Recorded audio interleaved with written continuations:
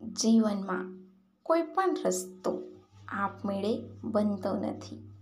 વ્યક્તિ જાતે જ પોતાનો રસ્તો બનાવે છે. આપણે જેવો રસ્તો બનાવીએ છીએ, આપણે લક્ષ્ય પણ તેવું જ મળે છે. સવાલ નંબર 1. કયા દેશમાં મૃત્યુ પછી પક્ષીઓને શરીર ખવડાવવામાં આવે છે? એનો જવાબ છે તિબેટની લારુંગ ખીણના ધાર્મિક નગરમાં આકાશમાં દફનાવવાની પ્રથા છે.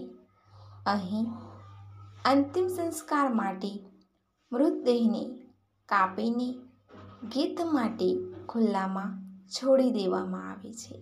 સવાલ નંબર 2. ભારતના કયા શહેરમાં ચમત્કારિક મંદિર છે?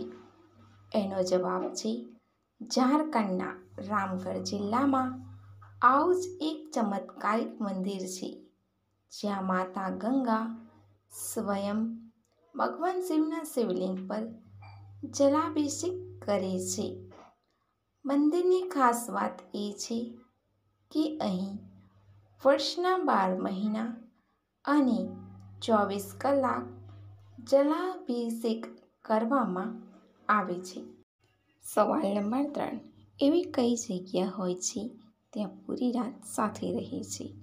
એનો જવાબ છે એકાંત હોય